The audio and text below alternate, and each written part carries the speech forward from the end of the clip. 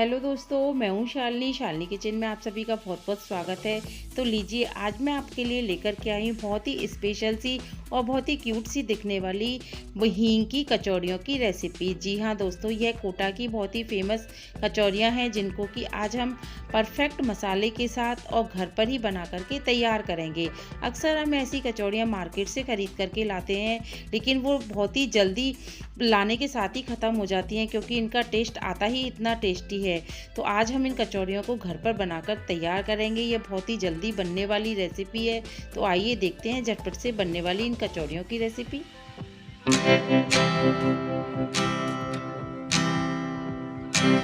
कचौड़ी बनाने के लिए सबसे पहले हम इसका डो लगाकर तैयार करते हैं। तो आइए हम लेंगे कोई भी एक परात या इस तरह से बड़ा बर्तन और उसमें डालेंगे 2 कटोरी जितनी मैदा आप अपनी आवश्यकता के अनुसार कम या ज़्यादा कर सकते हैं। इतनी मैदा से लगभग हमारी 25 से 30 कचौड़ियाँ बन करके तैयार होती हैं। साथ ही इसमें डालेंगे हम आधा चम्मच जितना अजवाइन को मैंने हाथों से क्रश कर लिया है, जिससे इसका बहुत ही अच्छा फ्लेवर आता है। साथ ही इसमें डालेंगे स्वाद के अनुसार नमक। अब इसमें हम डालेंगे आधा चम्मच जितना कलौंजी। साथ ही अब इसमें डालेंगे हम मोयन। तो मोयन के लिए मैंने इसमें देसी घी का यूज किया है। आप चाहें तो इसमें रिफाइंड का मोयन भी डाल सकते हैं, लेकिन देसी घी का मोयन डालने से जो हमारी कचौड़ियाँ हैं वह बहुत ही खस्ता और कुरकुरी बन कर के तैयार होती हैं। तो इसीलिए आप हो सके तो इसमें देसी घी का ही मोयन डालें। मोयन को डाल करके हम इसे आटे में अच्छी तरह से मिक्स करेंगे। मोयन जितना अच्छा हमारा आटे में मिक्स होगा, हमारी कचौड़ियाँ उतनी ही बढ़िया और परफेक्ट बन करके तैयार होंगी। तो लीजिए, इस तरह से हाथों से मिक्स करते हुए और मोयन को हम अच्छी तरह से मिक्स कर लेंगे। तो अब हम इसमें थोड़ा थोड़ा पानी डाल करके और इसका एक सॉफ्ट सा डो बनाकर तैयार करेंगे। पानी हम एक साथ नहीं डालेंगे, थोड़ा थोड़ा आवश्यकता के अनुसार पानी डालते जाएंगे और अपने इस डो को लगा करके तैयार करेंगे।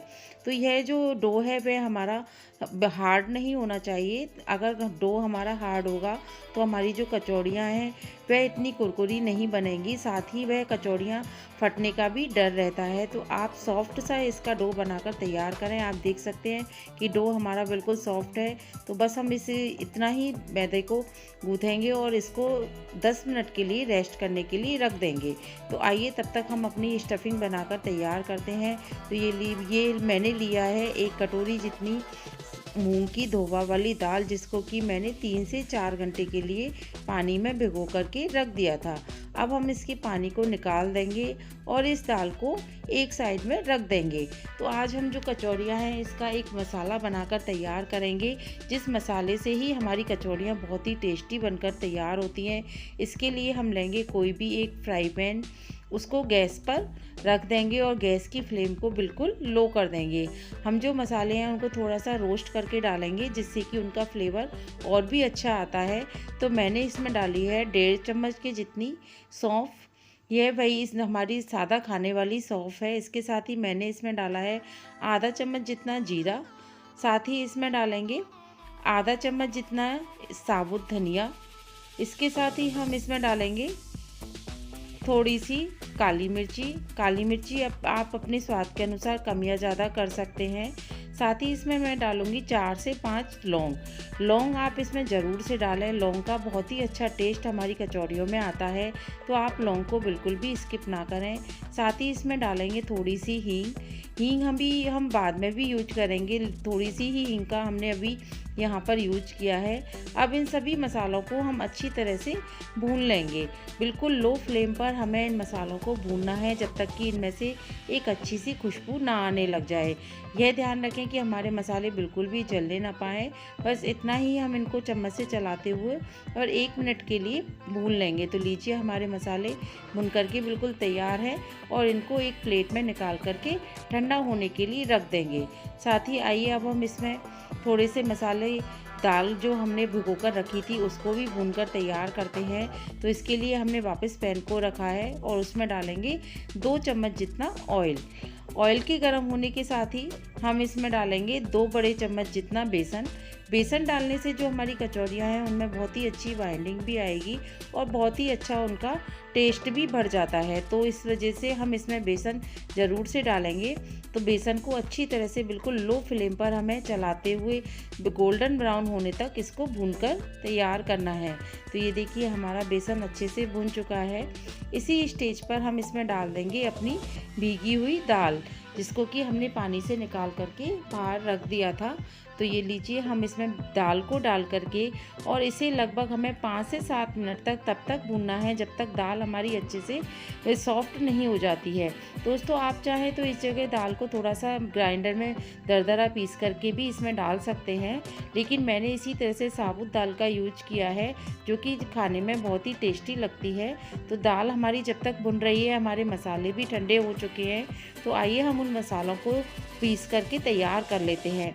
आप चाहें तो उनको खलबत्ते में भी पीस सकते हैं या मैं इसे मिक्सी के जार में पल्स मोड पर इसको पीस करके तैयार करूंगी। हमें मसाला जो है थोड़ा सा दरदरा चाहिए। आप देख सकते हैं कि हमारा मसाला बिल्कुल दरदरा सा है। इसी तरह के मसाले का हमें इसमें यूज करना है, बारीक मसाला बिल्कुल भी नहीं करेंगे। तो लीजिए हमारी दाल भी हल्की सी भुनने लगी है। अब हम इसमें थोड़े से मसाले ऐड करेंगे। मैंने डाला है इसमें आधा चम्मच जितना हल्दी पाउडर, तो आधा चम्मच जितना लाल मिर्ची पाउडर, आधा चम्मच ही डालेंगे इसमें काला नमक, साथ ही स्वाद के अनुसार हम डालेंगे इसमें सफ़ेद नमक। नमक आप अपने हिसाब से कम या ज़्यादा कर सकते हैं क्योंकि आटे में भी नमक है। और इसके साथ ही मैंने इसमें डाला है 2 चम्मच जितना चाट मसाला। आप चाहें तो इसकी जगह अमचूर पाउडर का यूज कर सकते हैं। और इनको हम अच्छी तरह से अपनी दाल में मिक्स करेंगे और दाल को अच्छी तरह से मसालों से कोट करेंगे। साथ ही अब हमने जो मसाला पीस करके तैयार किया था भुना हुआ, उसको भी हमें दाल में डाल करके इसे मिक्स करना है।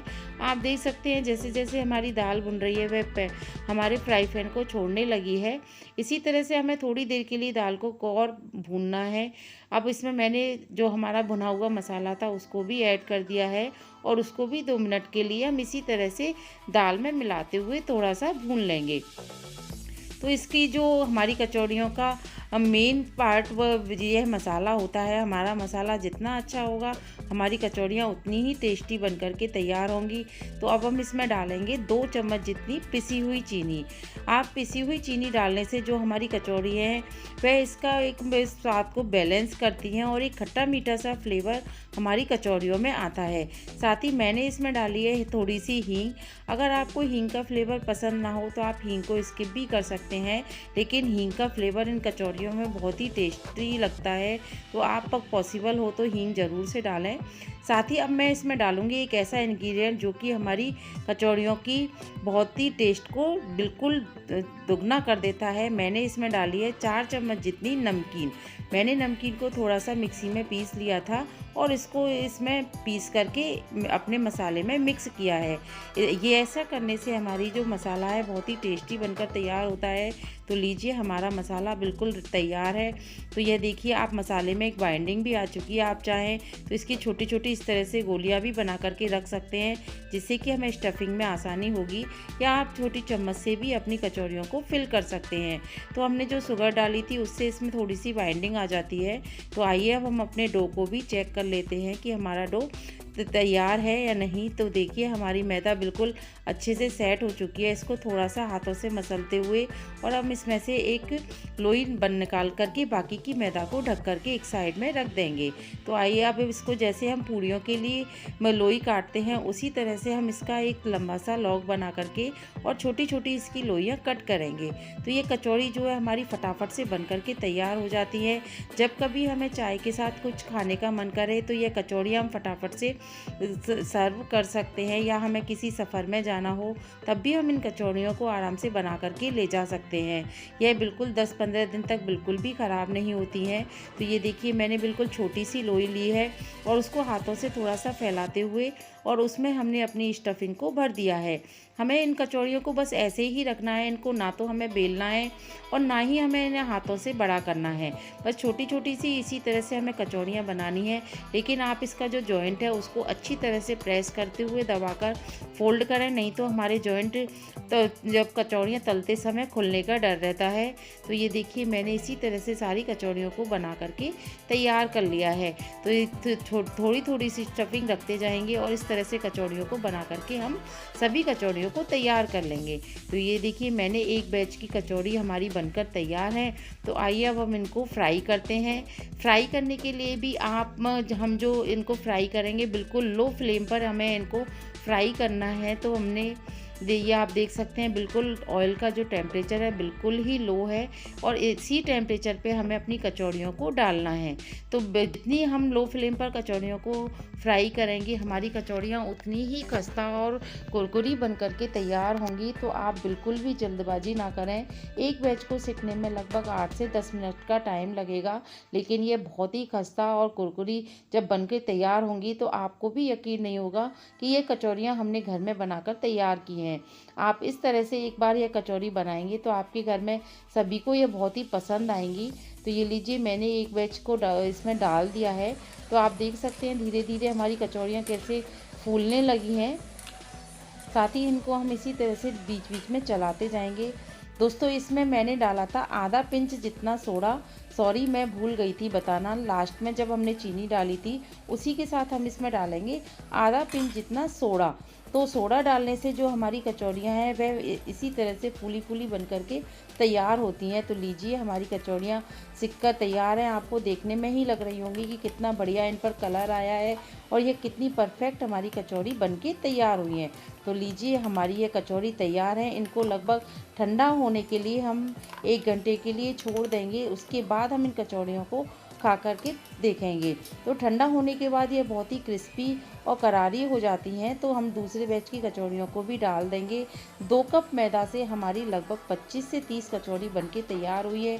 तो यह देखा आपने दोस्तों कितना बस आसान है इनको बनाना। तो अगर आपको आज की मेरी रेसिपी पसंद आई हो तो आप प्लीज़ से प्लीज़ मेरे चैनल को सब्सक्राइब करें, लाइक करें और कमेंट्स करना बिल्कुल भी ना भूलें। तो ये देखिए मैं आपको दिखाती हूँ कितना बढ़िया इनमें टेक्सचर और कलर आया है। मैं इसे तोड़ के भी आपको दिखाती हूँ कि कितनी तोड़ने से ही बिल्कुल पता चल रहा है हमारी कचौड़ी कितनी अंदर से बिल्कुल अच्छी इनकी स्टफिंग है। तो आप भी इस तरह से इन कचौड़ियों को बनाइए। सौंठ चटनी या आप जैसे भी चाहें इनको एंजॉय कर सकते हैं।